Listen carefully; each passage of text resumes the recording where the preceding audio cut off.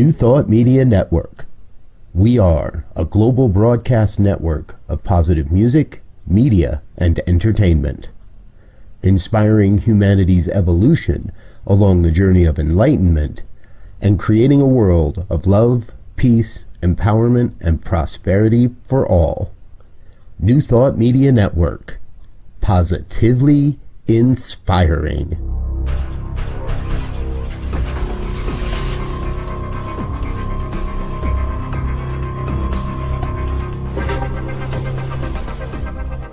Live from a secure concrete bunker somewhere in Ohio, New Thought Media Network presents Pastor Michael Mangus with Friday's Fireside Chat, spiritual conversation for today. Here he is from the secret radio room, surrounded by thousands of watts, Pastor Michael Mangus.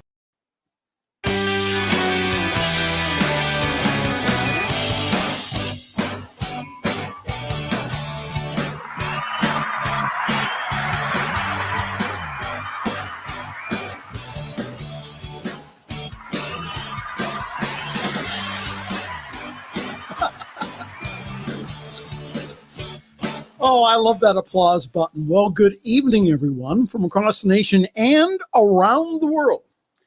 It is time once again for another fun-filled, thrill-packed, and guaranteed always exciting edition of the Fireside Chat here on the New Thought Media Network. I am Pastor Michael Mangus, and I am broadcasting this evening from the brand new secret radio room, surrounded by, and I mean thousands and thousands of watts, somewhere in a secure concrete bunker around Akron, Ohio, that is so secret that even our chief inspirational officer, the Reverend, I always want to call him doctor, but the Reverend Robert Brzezinski, he has no clue where our super secret broadcast facility is.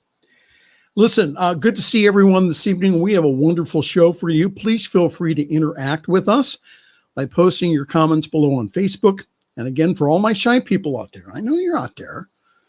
You don't want to comment on Facebook. I got that. All you have to do is send me an email, pastormichaelmangus@gmail.com, pastormichaelmangus@gmail.com. Would love to correspond with you. I don't have it set up where I can see them during the show at 8 o'clock Eastern on Friday evenings, but I do read them and I do answer back. So again, pastormichaelmangus@gmail.com. The purpose of our fireside chat here is always to talk about contemporary issues from a new thought perspective. And as I keep saying, I want us to all have a new thought about what is going on around us and our part to play in bringing about a world that does work for everyone. And again, these are my viewpoints. These are my opinions, not those of the network or Centers for Spiritual Living or anyone else. Okay, these are my viewpoints, my opinions. I want you to have, again, a more of a spiritually uplifted thought about, again, the news, what is going on. And again, I know that some people say, well, we should mention that stuff because that's negative and that gives it more energy. No, it's the not mentioning it that gives it more energy. It's the not confronting it that pushes it down into the collective shadow. And that's what we're dealing with today with all of the things in the news. Well, today's guest is no stranger to our Friday evening fireside chat to speak on sacred activism and also other topics. It is the best-selling author, lecturer, and the second vice president of the Washington, D.C. NAACP, the Reverend Dr. Charlette Manning. If you have not checked out Dr. Manning's new show on Sunday evening, the Sunday evening masterclass at 8 o'clock Eastern here on the New Thought Media Network, please check us out next on this Sunday. Last Sunday was great, and Charlotte will tell you more about it, but you really missed a very, very good show. So again, all of our shows are archived on YouTube, very easy, on New Thought Media Network. That's all you have to put in the search bar on YouTube. So I was meditating before show prep this afternoon. And I got this message from our CIO, our Chief Inspirational Officer, and my boss, who cringes every time I say that, the Reverend Robert Brzezinski, who wrote me this text. Kyle Rittenhouse found not guilty on all charges. That's how I found out this afternoon. From CNN, Kyle Rittenhouse, the teenager accused of killing 2 people and shooting another during the unrest in Kenosha, Wisconsin last summer, has been found not guilty on all charges. 12-person jury deliberated for more than 25 hours over the course of 4 days. And from what I understand, afterwards, the jury looked pretty beaten up, very, very tired, because again, it's not only the deliberation, but it's taking that home and then thinking about it and then having to bring it back. Rittenhouse, who is now 18, was charged with 5 felonies. Following the acquittal of Rittenhouse on all charges, Kenosha County Assistant Attorney Tom Binger, the lead prosecutor in the case, said in a statement that while we are all disappointed with the verdict, it must be respected. We are grateful to the members of the jury for their diligent and thoughtful deliberation. The Kenosha community has endured much over the past 15 months, and yet we remain resilient and strong. And we ask that members of our community continue to express their opinions and feelings about this verdict in a civil and peaceful manner. President Biden this afternoon said that he did not watch the trial of Kyle Rittenhouse, but he stands by the verdict and the judicial system. He made his comments upon returning to the White House after his routine physical exam at the Walter Reed National Military Medical Center. I just heard a few minutes ago, Biden said, when asked about the Rittenhouse verdict, I did not watch the trial. Asked if he stood by his past comments equating Rittenhouse to a white supremacist, Biden did not directly answer that. Biden said this, he said, look, I stand by what the jury has concluded. The jury system works, and we have to abide by it. The comments of our President Joe Biden. Wisconsin Governor Tony Evers says that Kyle Rittenhouse's trial has reopened wounds that have not fully healed and called for peace in Kenosha following the teen's acquittal. No verdict will be able to bring back the lives of Anthony Huber and Joseph Rosenbaum or heal Gage Rosekrut's injuries, just as no verdict can heal the wounds or trauma experienced by Jacob Blake and his family. The ruling today changes our reality in Wisconsin, that we have to work towards equality, accountability, and justice that communities across our state are demanding and deserve, says Evers in a statement. Evers urges Wisconsinites to move forward and said that any efforts or action aimed at sowing discord are unwelcome in our state, as they will only hinder that healing. All right. I want us all to take a deep breath in. Okay, so inhale and exhale. One more time. That felt pretty good. Inhale and exhale.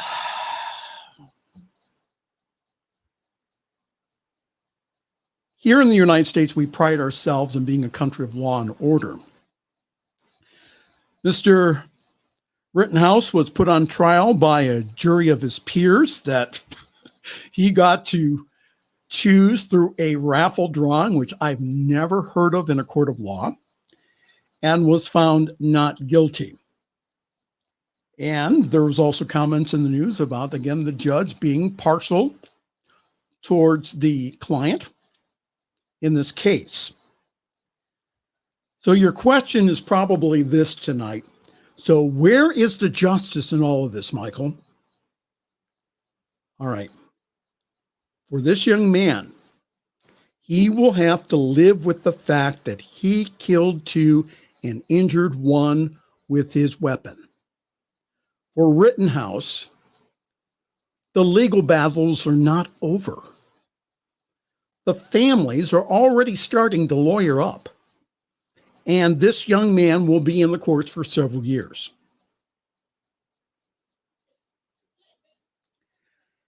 Even if the families get a monetary settlement here, there will still be the ache in their hearts that their loved ones are not with them this year for the holidays. So what is the spiritual solution here? I'm going to use an F word. Dr. Manning's very favorite word, which is forgiveness. And what I'm about to quote from is something that we read in class this past week from Dr. Tom Senar's class on Lesson 43 in the Science of Mind Home Study course. I'm not going to read all of this, but that would be worth looking up. It says, forgiveness is the process of releasing resentment, indignation or anger or any other negative emotions that we have held against another person or against ourselves for perceived offense, difference, or mistake. The purpose of forgiveness is to release negative emotions and trapped energy, which prevents the full expression of life. And we forgive because negative emotions block our spiritual growth and prevent us from living from our true nature. Forgiveness is not condoning behavior. Forgiveness is not condoning behavior. The mission of forgiveness, though, is to set the forgiver free. It is not about suppressing negative emotions such as anger or resentment. It's about releasing anger and resentment and all the other negative emotions, which frees up trapped energy and allows us to grow. To forgive is to set a prisoner free and discovering that the prisoner was me. The Buddha said this: anger and resentment that you hold on to is like holding on to a hot coal that you have picked up. The rational thing to do is to throw it away before it burns your hand.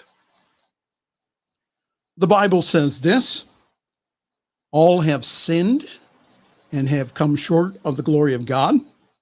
But it also says this: beloved, now we are the sons and daughters of God. And even though that we have seen through the glass darkly, the time will come when we see face to face and know even as we have been known. Forgiveness is a cleansing process. In our world of time and space, we all make mistakes. By releasing the burden of past error, we are free to love ourselves and others. To harbor animosity towards any living creature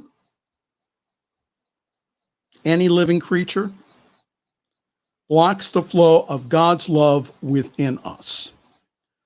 For our own good, we release any burden of past error, and we refuse to allow any concept of negativity to block our expression of love. The secret of forgiveness is love. When we love, fault finding is impossible. It is impossible to judge and love at the same time. We allow perfect love to dissolve all disharmony. We are free to love ourselves and others. Thank you, Dr. Tom. We must love our enemies and pray for those who persecute you and me. Hate will kill us all and cause more hate in the world. If there's any kind of justice to be derived, again, we let the civil authorities and we let the law of cause and effect do its work. This does not mean, though, that we quit working for justice and equality. It means we double our efforts. It means that we follow the teachings of the Jesus, of Buddha, and of all of the great spiritual avatars here. We do not wish bad karma on anyone. Forgiveness, love, and nonviolent protesting is the way of the masters. we would be extremely wise to follow their path. So our prayers are with Kyle Rittenhouse, his family, by all the families affected by this tragedy. Everyone has lost in this exchange. Well, hi there. Good evening. This is the Friday evening Fireside Chat here on the New Thought Media Network. Pastor Michael Mangus. I think I have time for one more story before Diego gives me the wrap it up signal. Now, Dr. Manning, that's when you see me in the screen going that means wrap it up. I'm producing Dr. Manning's show on Sunday evening. So anyhow, in another story that we're following here on CNN or from CNN, defense attorney in the Ahmaud Arbery murder trial sought a plea deal for one defendant and was declined. Ahmaud Arbery's mother's lawyer said a defense attorney for one of the three men charged in the Ahmaud Arbery killing asked prosecutors for a plea deal and was declined. Prosecutors shared with Arbery's mother that defendant William Roddy Bryant asked for a plea deal before resting their case, and prosecutors declined any plea offer. Three white men, that's Travis McMichael, his father Gregory, and their neighbor Bryant Jr., faces charges including malice murder and felony murder in the death of Arbery, a 25-year-old black man who was chased by the trio on February 23, 2020, in a neighborhood near Brunswick, Georgia. Arbery's family says he was out for a jog when he was killed. Defense attorneys contend that the McMichaels suspected him of burglary. He wasn't carrying anything. Okay. We're trying to conduct a lawful citizen arrest, and that Bryant, after seeing the McMichaels chase Arbery, attempted to cut Arbery off, followed and recorded cell phone video of the pursuit and shooting. All three men have also been indicted on federal hate crimes and attempted kidnapping charges. The owner of the unfinished home, Larry English Jr., testified in a September deposition, played for jurors last week, that he probably had told McMichaels about the incidents on the property. English said that he never authorized the McMichaels to confront anybody on the construction site. So for the famous words from the defense attorney last week that has gotten him in a lot of hot water, he said this: "We don't want any more black pastors coming in here." And last Thursday, he noted the attendance of Reverend Al Sharpton during the trial. The defense attorney said he had nothing personal against Sharpton, adding, "We don't want any more black pastors coming in here, or Jesse Jackson, whoever was in here earlier this week, sitting with the victim's family, trying to influence a jury in this case." Now, what would have happened if one of the defendant's families had in Franklin Graham or someone else like that, a white pastor? So what happened? The Reverend Jackson joined Arbery's parents and sat in the gallery for the first time after the defense attorney's comments on Thursday at the courthouse steps. Hundreds, I mean hundreds, of black ministers and pastors joined Sharpton in a prayer gathering supporting Arbery's parents and family. Sharpton said during an outdoor gathering, "Our agenda is that the God that we serve will give strength to this woman and this man and this family, and an agenda that God would give us justice in this courtroom. We did not come with any ulterior motive." And again, my comment is that we should not be deterred in seeking justice, in speaking up and speaking out. Any action that we do must come from love and must come from nonviolence. Again, like hundreds of Black pastors showing up on the courthouse steps to pray. Well, I think, I know so, that Reverend Dr. Charlette Manning will have something to say about that here in the next few moments. The other news article I wanted to talk about this evening is that the U.S. Food and Drug Administration on Friday authorized boosters of the Pfizer BioNTech and Moderna COVID-19 vaccines for all adults. That means if you have received 2 vaccines and it's been 6 months since you've received your last dose, then they are recommending that you go back and get a 3rd shot. It says here that the U.S. Centers for Disease Control and Prevention Vaccine Advisory Committee will meet on Friday to discuss expanding booster eligibility. Boosters could officially be administered to all adults after CDC Director Rochelle Walensky signs off on a recommendation.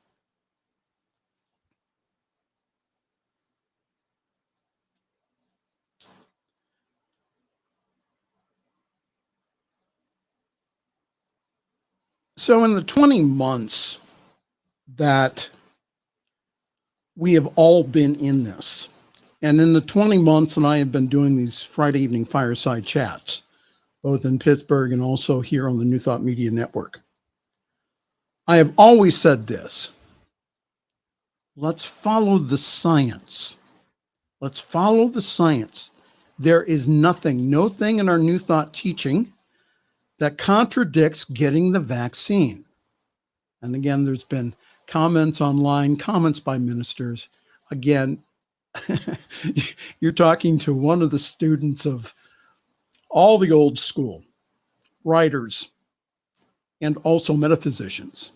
And again, that Dr. Holmes said that we are to work in, Dr. Ernest Holmes, the founder of Religious Science, says that we are to work along with the doctors, the scientists, that we are to be in partner with them, not against them. Yours truly got last week his booster shot and also his flu shot. And again, any of the arguments that I have found either on Facebook or online have all, and I mean all of them, have been based in and founded in fear and misinformation time after time. A vast majority, and I, of religious and spiritual leaders have endorsed and recommended all vaccines. And I get vaccinated not only for myself, but also for others. Well, hi there, welcome. You're in tune with the Friday evening fireside chat here on the New Thought Media Network. Pastor Michael Mangus. In just a few moments, we will have that star of stage, screen, and radio.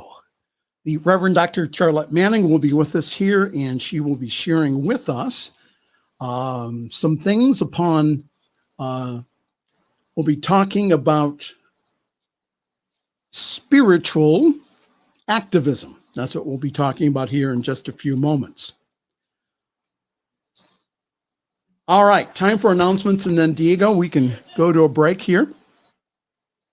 Yours truly is still parking himself at Summit CSL. For more information, go to summitcsl.org. There you will find all kinds of wonderful information about our wonderful Sunday gathering online at 10:30 Eastern, 7:30 Pacific time. And yes, people do get up at 7:30 in the morning, especially on a Sunday, to watch our service from the West Coast here. So grab your cup of coffee, your tea, your espresso. Please join us. We do have one of the best services that I've ever seen out there in New Thought. So this Sunday, we will continue our November topic on gratitude. Our speaker this Sunday will be our own spiritual director, Diana Mangus. So please go on summitcsl.org for more information on how to join our Zoom call. Our services are also simulcast on the Summit Spiritual Center of Akron Facebook page. And our Facebook page also has past broadcasts of the Fireside Chat and yours truly when he's praying on the New Thought Media Network, which will also be tonight at 10:15 Eastern Time. That's 8:15 Mountain Time here on the New Thought Media Network. All right. Again, if I had to say all the announcements and all the wonderful programs that we're having here. Oh, tonight I will mention that we are having a full moon meditation at 11 p.m. Eastern Time, 11 p.m. Eastern Time here on the New Thought Media Network. We're not. Diego's going, no, we're not. I thought we were. Diego is shaking. He's saying, no. Thank you, Diego. See, when he's going like this, I know that that's right. Okay, so, but we have lots of wonderful things happening here. So again, so many things.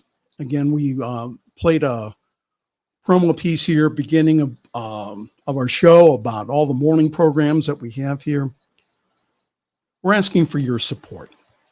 Please go to our donate page, ntmedia.org/donate. There you can either make a very generous one-time donation, or you can go ahead and be on the monthly plan like Diana and I are. We go ahead and we give it on a monthly basis. And the reason being is because that helps stabilize our finances. And plus, it also gets this message out to the world. Again, ntmedia.org/donate.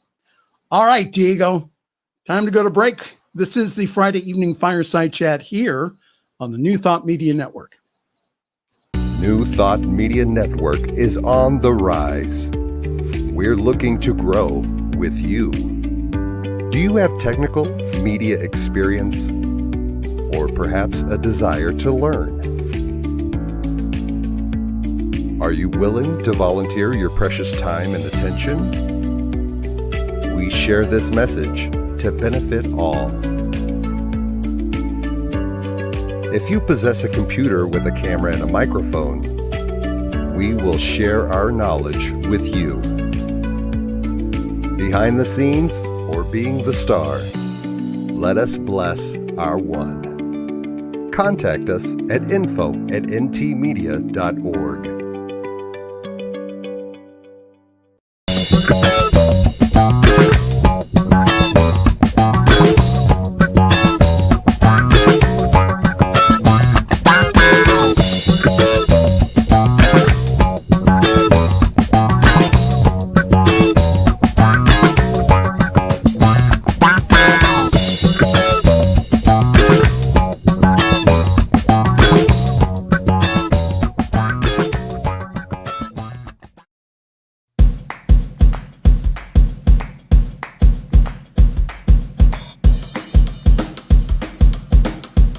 Thank you, Center for Spiritual Living Denver, for your continued support.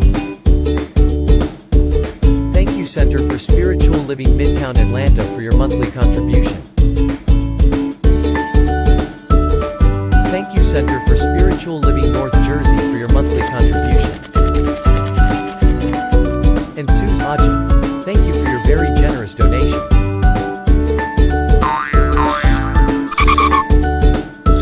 And a special thanks to Hefferland Foundation for your generous technology grant. And a big shout out to all our committed donors.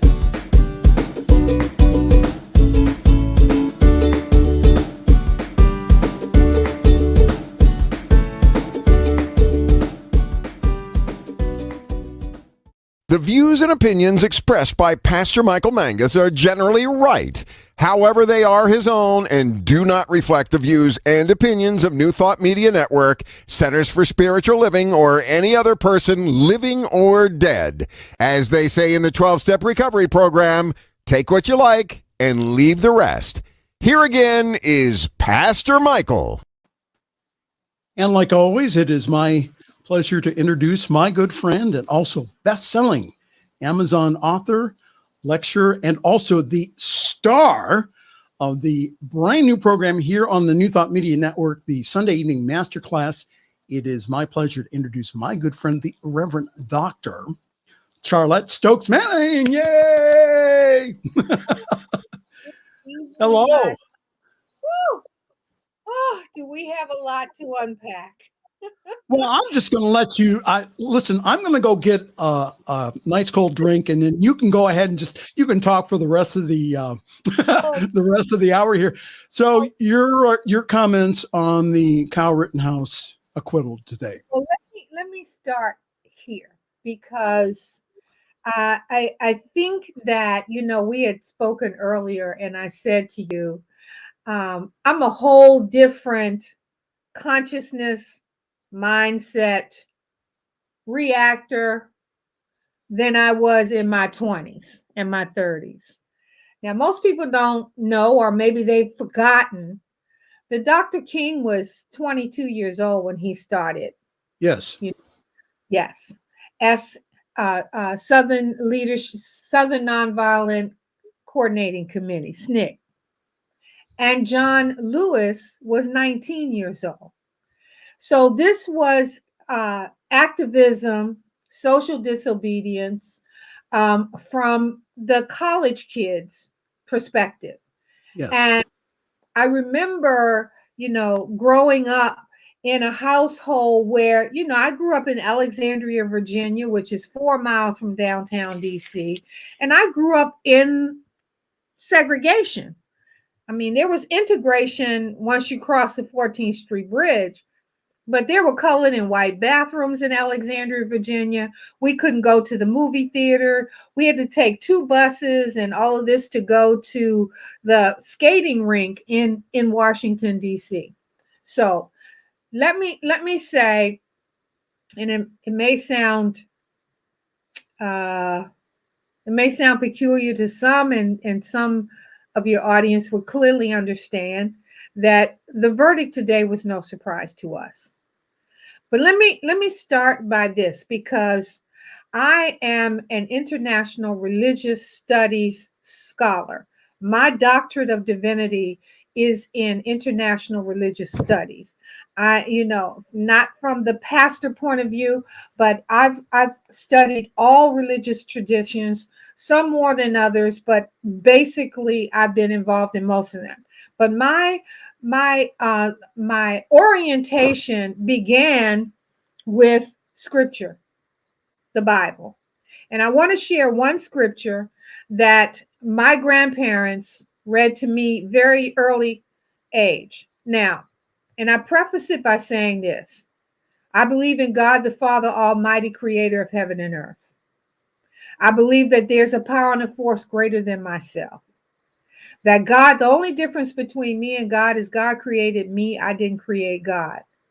I am an extension of that I am. And God has verified and ascertained all of that. And so I believe that scripture don't lie. I don't believe that God is a liar. I don't believe that God will turn his back on you, that God will not share your secrets, that God will bring miracles in your life whenever you need them. I believe that God created all things, not some things. So there's no superiority, no supremacy, no minority. There's nothing less than or greater than anything other than God. So from the book of Genesis, the first book of the Bible, the 15th chapter, and I'm going to begin at the 12th verse. As the sun was setting, Abram fell into a deep sleep. Now that's Abraham. And a thick and dreadful darkness came upon him. Then the Lord said to him, know for certain that for 400 years your descendants will be strangers in a country not their own, and that they will be enslaved and mistreated there. But I will punish the nation they serve as slaves, and afterward they will come out with great possessions. Now, that is Genesis, the 12th chapter, and I read through to the 15th verse. And as I got a clear understanding what my parents were teaching and my grandparents were teaching us, that we were told, a priest told me in the 2nd grade I couldn't go to heaven because I was Black. And then you read that in my first book. And my grandmother said to me, yes, And the reason that scripture and the Bible is so significant to Black people in America, we're the only race of people that came to this country against our will and with a job. The only race. Yes. Okay. We came against our will and we had a job. So my grandmother said, remember that in 400 years, after 400 years of enslavement, we will emerge from this. Okay. So from the Bible says that Genesis 12th chapter to the 15th verse. Read it. I didn't make it up. This is in the King James Version as well. On top of that, we are in year 404 of being slaves in this land. Okay, now that's one ingredient. The second ingredient is in scripture. It says that, for I know the plans I have for you. That's from the book of Jeremiah, the 29th chapter and the 11th verse. For I know, God knows, the plans I have for you. You follow me? You with me as I'm Amen. No, I'm just, listen, preach on, sister. You're doing well. The third thing, Judas said to Jesus, Jesus said to Judas, I know what you must do. Do it quickly. Okay? And if you are going to do what you have to do, there could not have been a resurrection had there not been a crucifixion. And there could not have been a crucifixion had there not been a Judas who was willing to do what needed to be done in order to have this play out in the name of God. Okay, Jesus had to do all of these things.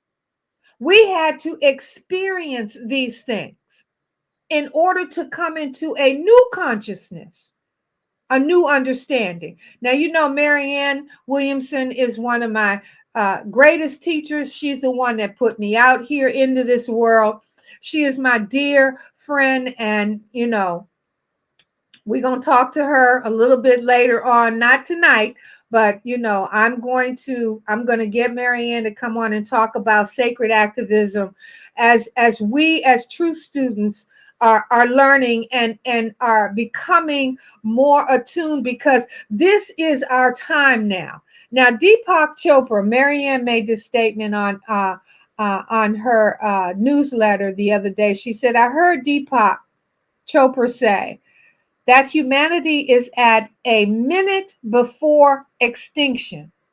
He also said that a spiritual awakening is our only hope to turning things around in time. Yes. Now, in the space of sacred activism and spiritual awakening, the proverbial minute is more than long enough. A minute in our time could be an eternity in the eyes of God. Now, you and I have talked about this as well. You have to have players on both sides in order to fulfill the prophecy, because at the end of the day, God is going to have his way. Peace will prevail on this planet if there ain't but two people left. You follow me? If it's just you and me, brother. Listen, it's great. If you're wondering what you've run into this evening, this is the Friday evening fireside chat here on the New Thought Media Network. I am Pastor Michael, along with my good friend, the Reverend Dr. Charlette Manning. We're talking about sacred activism. We're talking about what happened today with Kyle Rittenhouse. So just to kind of steer us back to that. So what was when you heard the acquittal announcement, what were your first reactions? Well, as I started out saying all of this, it was no surprise for me. I did not expect it. First of all, he had a jury of his peers, which he did, 12 white people. And I could not imagine that 12 white people would condemn a 17-year-old child who left into and went into a city that he didn't even live in with an AR-15. I mean, all of the Driven by optics, his mother. driven by his mother. Okay, Yes. all of the optics were there. But was I surprised at that verdict? No, I was not. I was not. And I have to again go back to what I'm saying. There have to be Kyle Rittenhouse will never have a peaceful moment remaining.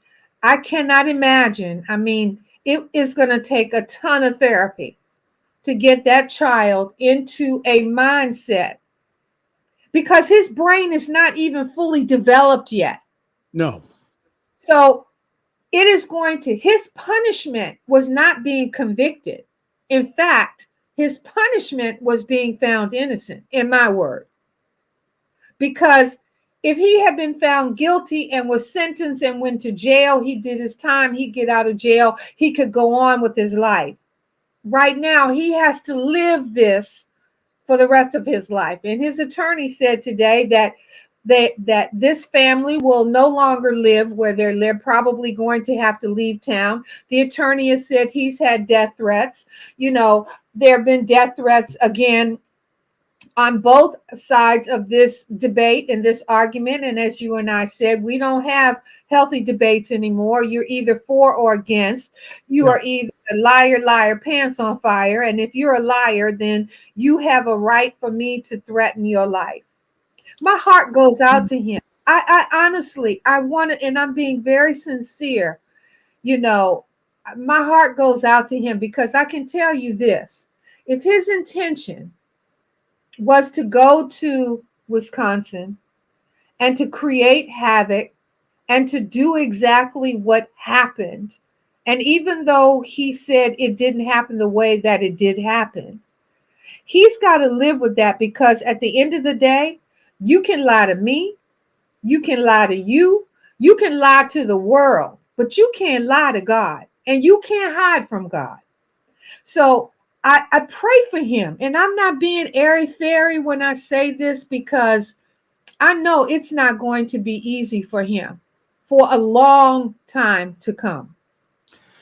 Now, the other thing you said that is very key, I'm sorry, is that from a sacred activism, you don't just let everything go to hell in a handbasket.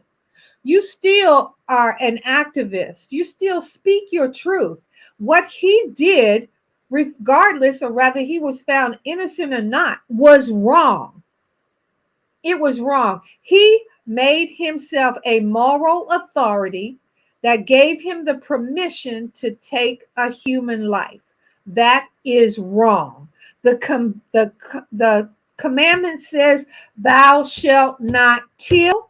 Thou shalt not steal." That means you don't steal someone's life and you don't kill someone under any circumstances. Now, you can't have it both ways.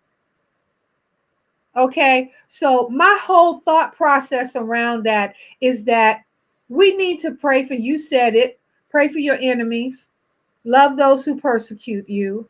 You have to step out of the egoic, dysfunctional thinking and come from that place. Jesus said to the man on the left, he's like, yo, dude, you got all this going on. Get us off this cross. Now, the biblical language, that's the closest.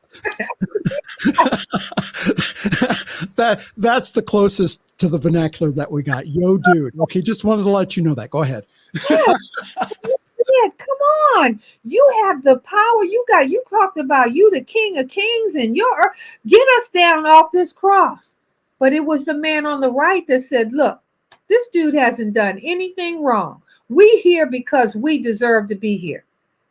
He didn't do anything wrong. And what did Jesus say to him? I'm going to see you in paradise. I'm going to make a place for you.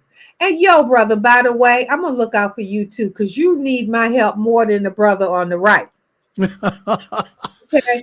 So all I'm saying is, as I've said about the whole civil rights movement, and I said this to you earlier, somebody's got to go to jail and somebody's got to pay the bail. Right. Now, I'm 70 years old. My jail time, that time for my life, that's over. But I'm going to pay them children's bail. They get out there, they peacefully use peaceful activism, and they get arrested. I've been arrested. South African Embassy, I was arrested. I've been arrested before, civil rights and all of that. But now I've shifted my way of thinking and looking for those things that I can support sacred activism as well as social disobedience. So to full circle all the way back, of course, so if you get arrested in civil disobedience, call Dr. Manning at 1-800 bail me out. 1-800 New Thought Media Network, right? Well, hi, good evening again, everyone. This is the Friday Evening Fireside Chat here on the New Thought Media Network, where we tackle sometimes the tough and uncomfortable subjects, and because we want there to be healing. And so I'm talking with the Reverend Dr. Charlette Manning here, who is the brand new superstar here on the New Thought Media Network, the host of our Sunday evening masterclass, which is going extremely well. Make sure that you check us out on Sunday evenings at 8 p.m. Eastern, 6 o'clock Mountain Time here on the New Thought Media Network. So talk to me about your thoughts about the Ahmaud Arbery trial. Are we going to have the same outcome that we did today, you think? Well, I think that is a little bit different. However, those three gentlemen have a jury of their peers. There are 11 white jurors and 1 black juror. So, and I think the crime was more heinous. I think it was, and again, I don't want to get into the mindset of someone that feels, when you're talking about the Deep South, you're talking about an area of the world where there is a supremacist attitude. And therefore, there are people, absolutely, there are people that feel that they are, they can take the law into their own hands. If this situation had been reversed, it would have been completely different. Yes. Now, again, these three gentlemen have been in jail for some time now. Yes. It's a different kind of circumstance. The only commonality that they have here is this 3 white guys over here and 1 white kid over here. That's the only commonality. So the fact that there are dead people as a result of their decisions. Now, I personally have to be so mindful of how I allow myself, because I cannot permit myself to think that the law is justice for all, because my orientation and my history does not support that. However, I believe that the end result, as I said before, I believe that it is necessary in order for a new consciousness to be given birth. And Michael, you and I talk about this a lot. Yes. There is a new consciousness emerging. Birth is bloody. It's painful. You're closer to death in giving birth than you are anything else other than somebody shooting you to death or, ending your life like that. A woman is closer to death at giving birth. So we recognize from a spiritual point of view, a metaphysical point of view, that in order for this consciousness to come forth, we're going to have to deal with some ugly things. So alternative facts, fake news, all of these things. There was an and I don't even want to give him the power of calling him an antichrist, but there was a disruptor in the force like Darth Vader. Okay. Yes. That was just really dark. And I think that we're going to have to come out of that darkness. And all we can do as truth students, sacred and social activists, is stand in that truth. Yes. I will never say what Kyle Rittenhouse did was wrong, but he will have to live with that. What these three gentlemen did was wrong, and whatever they will have to live with that. Yes. Okay. But I believe that for the first time in my history, we are seeing an awareness that is different. Young people that are saying, hell to the no. She said that, I didn't. So just to let you know that. Okay. I'm not in the sanctuary, but I'm saying these young people are saying, we're not going to do this. Climate change. We're not having it. Okay. Women's rights. we're not having it. So all of these areas are surfacing now because that's a place for healing. Yes. So in my new book, plug, Facing Your Fears is about releasing the chains that bind you. And that's going away and getting rid of that old paradigm of thinking and focusing on the I am that God is in your life. There is no order of difficulty in miracles. A Course in Miracles teaches us that. It's as easy for you to turn water into wine as it is for you to lift your consciousness to the level of the divine. Jesus said greater things, not some things, a few things, or a couple of things. He said, greater things will you do than I have done. So all we got to do is show up. Yes. And stand in that truth. And I will say, Kyle, you know what you did was wrong. Regardless of what these folks are saying over here, as a child of God, I love you because I have to. I don't like what you did, but as a child of God, I must see the Christ in you. Yes. That God would want you to see the Christ in me. So I don't accept what he did, but I can forgive him for what he did. And if you would like Dr. Manning's new book, it's available right now on Amazon, on Kindle, for not free. We wish we could give it to you for free, but it's a whole 99 cents if you buy it now on Kindle. And also, with your 99-cent price, you must leave a review. Amen, amen, amen. Yeah. Yeah, so that really helps out Dr. Manning. So again, her brand new book, Face Your Fears, First F. If you go on Amazon and you just look up Dr. Charlette Manning, and about 2 or 3 books of hers come up. But the latest one, again, it's not the $2.99 one. It's this one. Right. It's the 99-cent one. The $2.99 one is the introduction. Each one of these will be a book. Face Your Fears, Organize Your Thinking, Release and Let Go, yada, yada. But I want to put this in real quick because I know we got like 2 minutes left. We're going to continue this conversation on my show Sunday. Oh, so this is going to be fun.